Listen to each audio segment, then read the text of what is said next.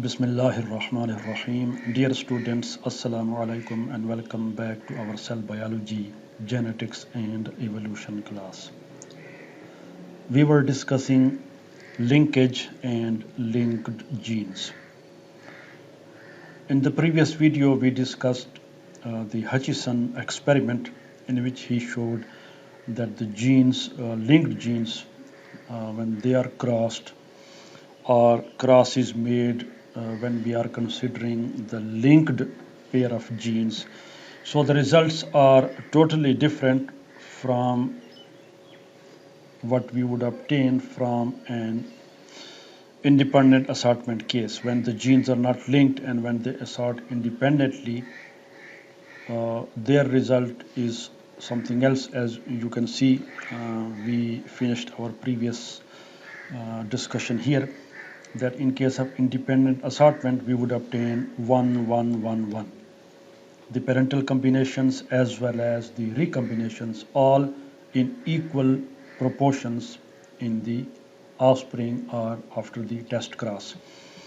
But linked genes have given us a totally different result, that we have obtained 96.4% of the offspring of the test cross. They were parental combinations and 3.6% were the recombinations. Now let's make the cross, actual cross, and find out. Obviously, as I told you in the previous video, that you might be wondering that when we say that there is coupling and repulsion, that when genes are together they don't separate, and when they are, or when they enter cross from different parents, then they tend to remain separate, they do not come together or stay together. Then how did we get these recombinations? Colored shrunken and colorless full. Where did they come from? So this is what we are going to find out. We are going to make the cross, and that cross will give us an answer to our different questions. So these are our initial parents. Let's draw a grain. It has been taken from the famous book Principles of Genetics by Sinnett, Dunn and Dobzhansky, a classical book, a very good book, although it wasn't updated later, but it still it contains a wealth of information.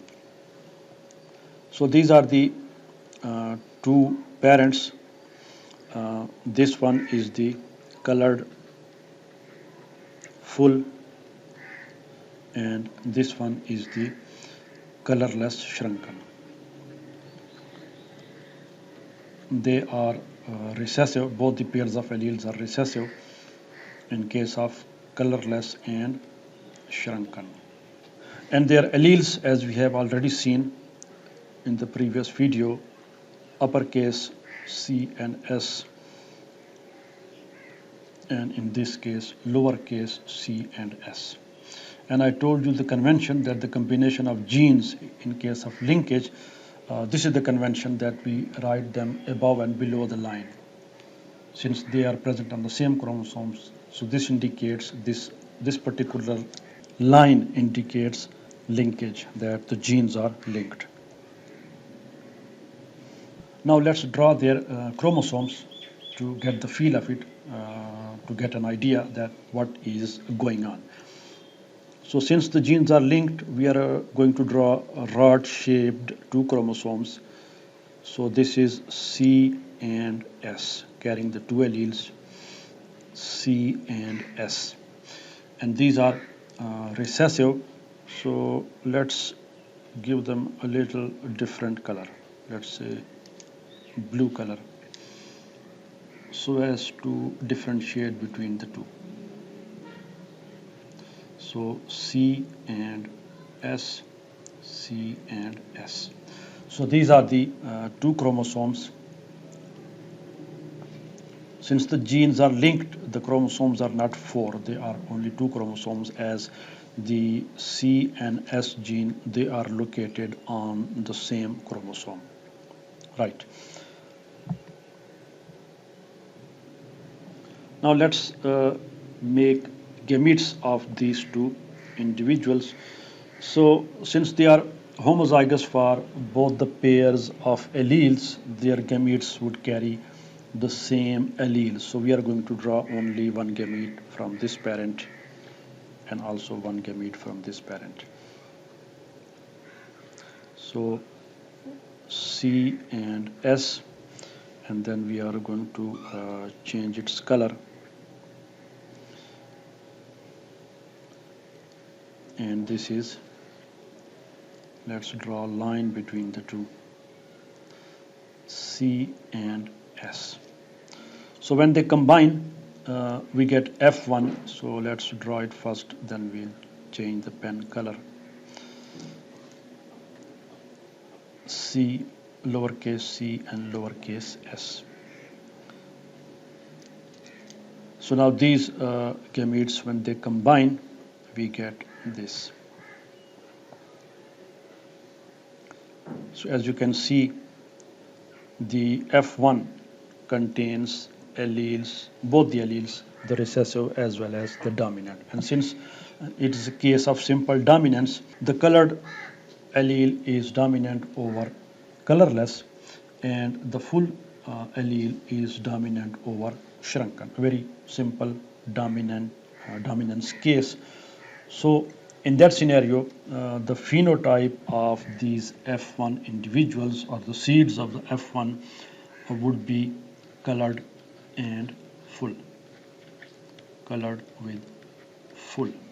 So, and if we draw the grain, so grain will be normal, healthy, full grain, and since it contains the dominant allele, so it will be colored and full grain. So now what we are going to do is to cross this F1 individual with a homozygous recessive. With a homozygous recessive. So let's change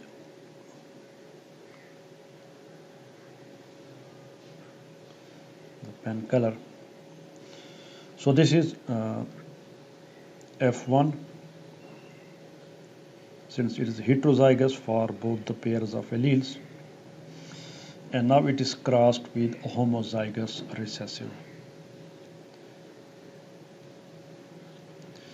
So we have C and S, C and S. So this is a test cross when F1 individual is crossed with a homozygous recessive. So let's see what happens. Now let's make gametes of these two parents. As we have just seen that we are crossing an F2 individual with a homozygous recessive. This is a test cross, sometimes also known as back cross, although back cross is something that is different from a test cross. Anyway, this is a homozygous recessive, so all of its gamete will be of the same type, of the same kind. So we are going to make only one gamete, and it has lowercase c and lowercase s. As far as this particular individual is concerned, now this is a phenotypically dominant individual, or to interpret the results of the Hutchison, or so to say, as his results were interpreted, this particular individual, which is phenotypically dominant, when it is going to form the gametes, most of the gametes, they will be of the parental types. That is, one of the gamete would receive this particular chromosome. So there will be uppercase C and uppercase S. And most of the other gametes, they are going to receive the other chromosome carrying the recessive alleles. So in this case, it will be both C and S. However, as I just said, keeping in view the results of Hutchison, some of the chromosomes, they undergo crossing over, or they exchange parts during meiosis, during the prophase 1 of meiosis. So let's draw it and find out what happens. Now let's start with since we have the blue pen, we start with the recessive.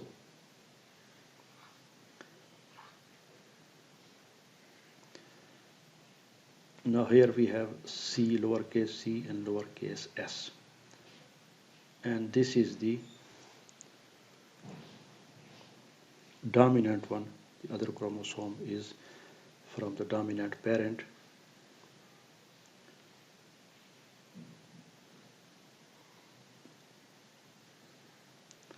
So these are the two chromosomes.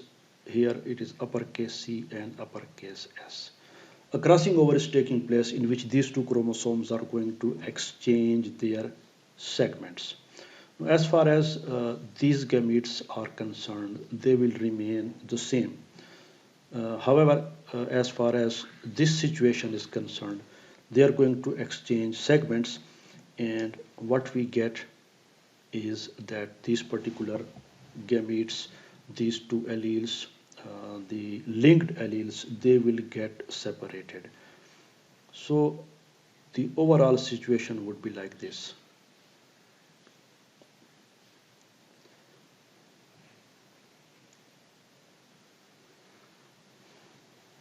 So this is uppercase C and uppercase S, and let's draw the rest of the chromosome with the blue pen. So this is lowercase s, lowercase c. So as you can see, the chromosomes have exchanged segments, and due to exchange of segments, the linked genes have separated, or so to say, the linkage is now broken and the alleles have separated. So we have overall 4 types of gametes from this F1 individual. We have already drawn the 2, and these are the recombinant chromosomes in which the chromosomes have exchanged segments. So this is, for example, 1, this is 2, this is gamete number 3, and this is gamete number 4. And this particular gamete is going to fertilize, as we know that it is all by chance, it is going to fertilize all 4. So let's see what happens. So this particular gamete, it can fertilize this one. So let's draw a line and take it a little. And the other one is recessive. So uppercase C and uppercase S. And then we have this recessive lowercase c and lowercase s. Now this particular gamete, let's first draw the parental combinations. So we have both lowercase c and lowercase s. Lowercase c, lowercase s in both the cases. And now this particular gamete is going to combine with these gametes, and we get the recombinations, the new combinations. So let's draw, since we have the blue pen, let's first draw the blue part of the chromosomes, and then so lowercase c, lowercase s, and this is lowercase s, and then let's draw with the orange pen the rest of the chromosome. So this is now new combination, and now this particular gamete is going to combine with this gamete of this F1 parent. So since we have a red pen, so let's draw the red part of the chromosome first, uppercase S, and then we turn on to the blue, or the recessive one. So this is lowercase c, and then we have all recessive C and S. This is lowercase, let's draw it a little smaller, lowercase s. So now we have 4 offspring in the after the test cross. When the test cross completed, Hutchison obtained these 4 new combinations. So this one is, we already know it. Let's change the color of the pen to orange. So this is colored full, as both the alleles are dominant. So this is colored full. Here the colored allele is dominant, so we get new combination. This is colored and shrunken, as both these alleles are recessive. So it will be colored and shrunken, as the linkage has broken and the two alleles have separated. And in this particular case, we have colorless, as these alleles are both recessive. So we have colorless and full. So this is a new combination, and this is parental combination, colorless, shrunken.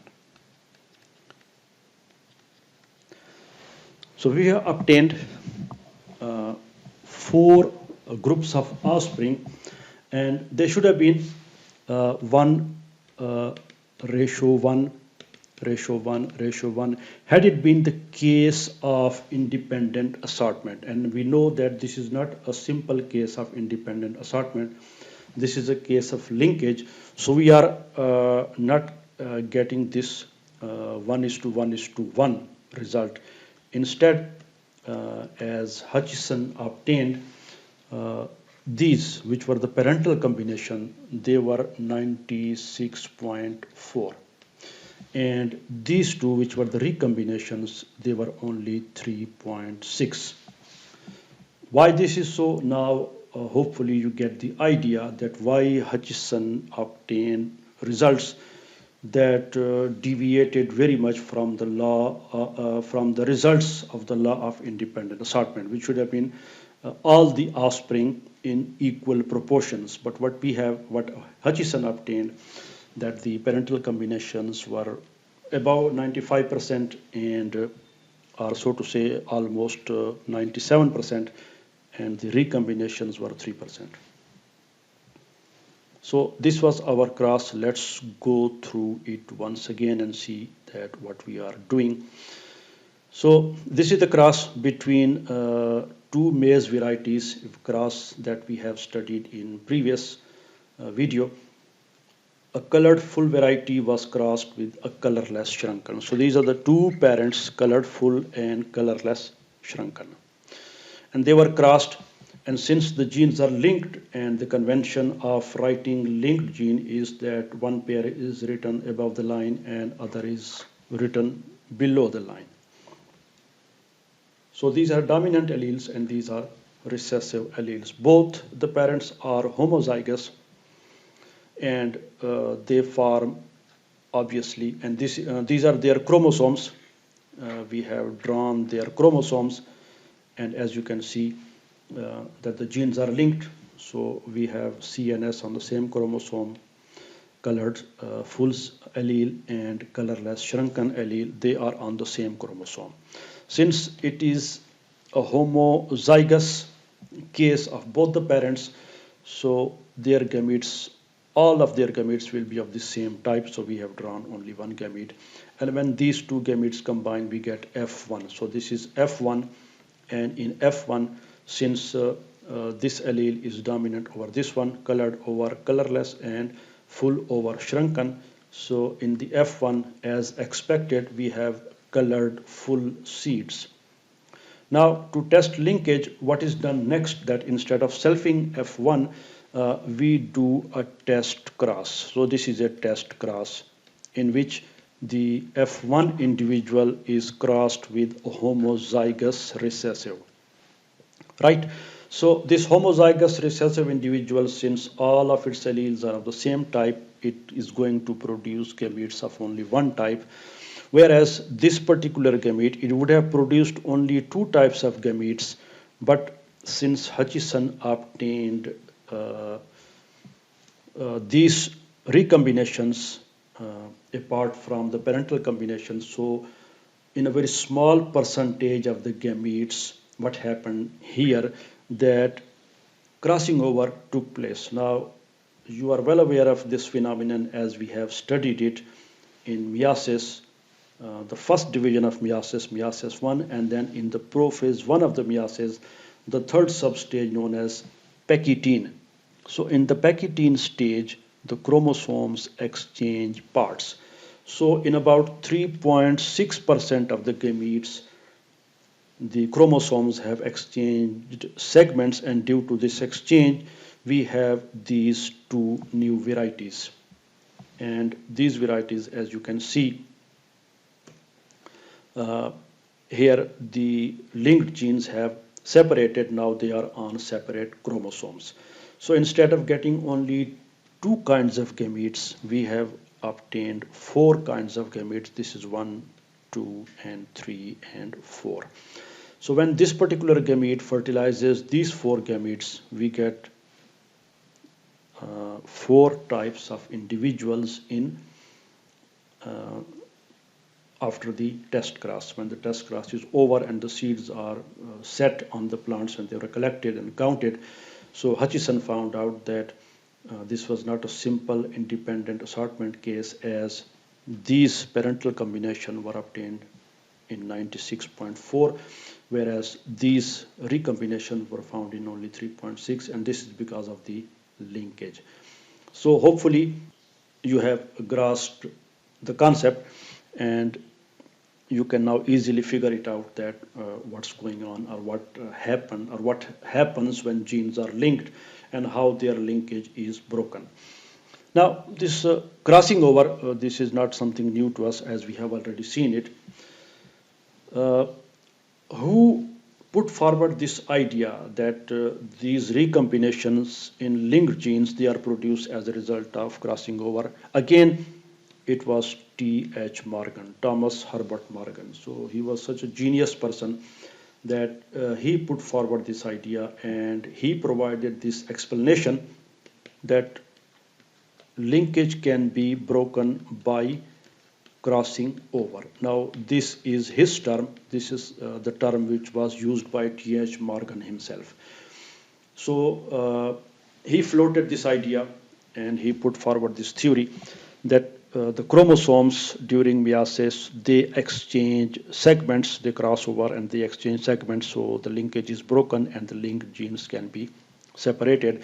And because of crossing over, new combinations arise, and as we have already seen it, and as Hutchison obtained his results, so they all confirm each other. So this was linkage, and with that linkage crossing over, and we have seen the behavior of the chromosome during meiosis, that what happens to chromosomes when meiosis takes place.